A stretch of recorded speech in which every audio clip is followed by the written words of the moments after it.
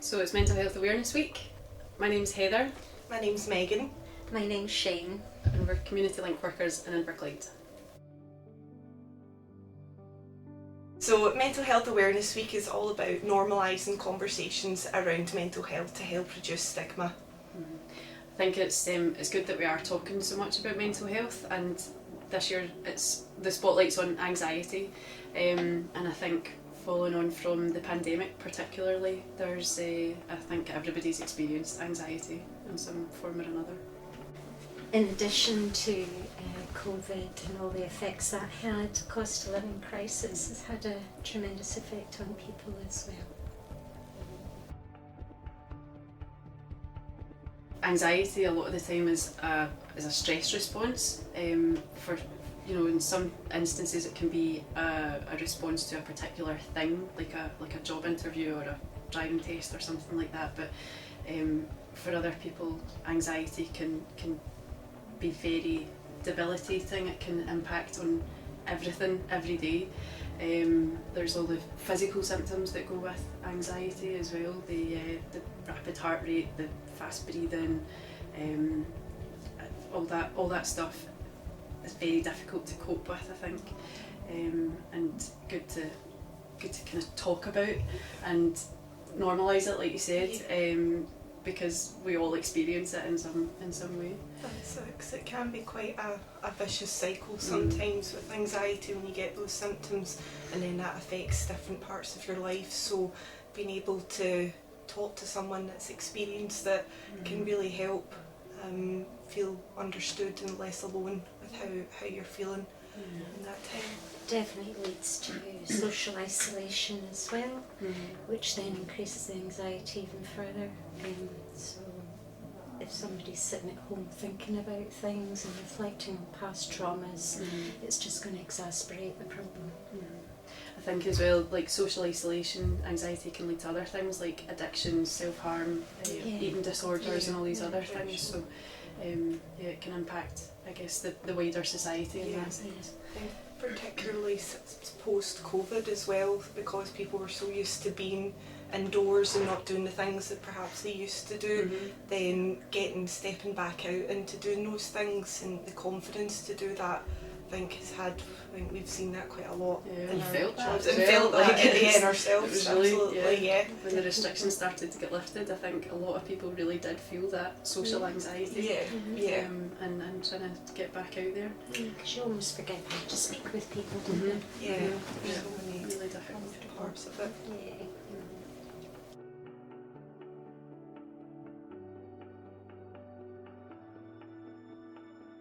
So, as community link workers, we're all based in GP surgeries within Inverclyde, and our role is quite diverse. But when it comes to sort of supporting people with mental health and anxiety problems, we're there first of all to get to know the person. We're lucky in that we don't have restrictions on time so much, so it gives us the opportunity to get to know the individual and really find out where the problems lie. And then it's about linking the person into support systems, whether it's financial, eating disorders, things that are causing anxiety. Exercises that help their mental health, like healthy walking groups, those kind of things, and try and find something that suits the person. Because everybody's different, aren't they? Different things work for different people, so it is really good that we have that time to engage with the person in a person-centred way. Yeah, and I think Inverclyde, we're very lucky with the amount of services and supports that are out there as well. It's a very good third sector. Community-based. Yeah.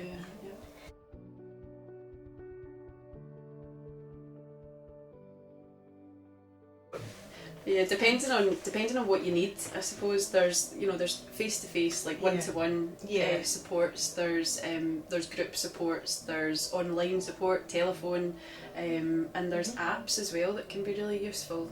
So we can, as community link workers, we can kind of help talk you through what options are open to you and see which one fits best. And it could be a variety of things. So it could be you know, yoga or Tai Chi or a reading group or a knitting group, or there's such a variety out there. And all those can kind of lead to other things like improving your mood as well, and reducing isolation, reducing stress, making friends, yeah, sharing with people that are going through a similar sort of thing, and also I guess increasing your skills, because yoga and relaxation and stuff like that, that's all going to help with managing your mental health and your well-being and stuff. And again, the beauty is that, you know, if somebody's feeling particularly anxious or has a lot of anxiety, they can't do too much at once sometimes, so we're lucky in that, you know, we can work with the person to find one thing and then maybe come back a few months later or whatever and help them to build on that.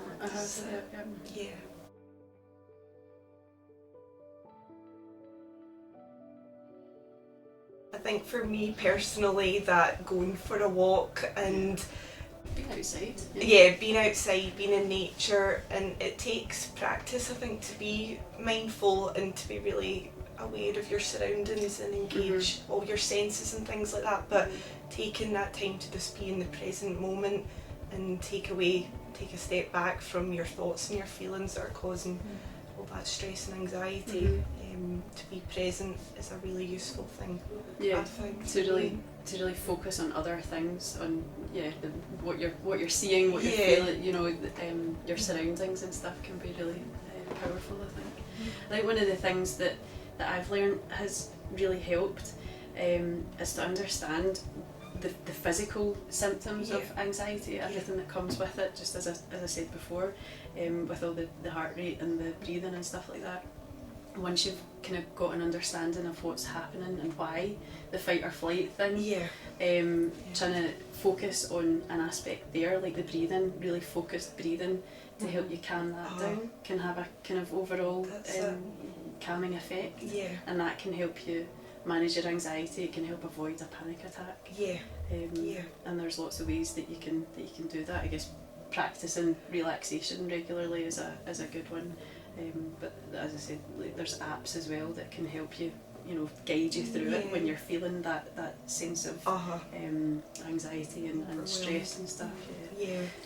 And also for somebody that's got a more severe case maybe of anxiety, where, you know, they've tried all the apps and relaxation things, there are good therapies out there, that can be accessed in Inverclyde, so again, very lucky, and they're genuinely excellent. So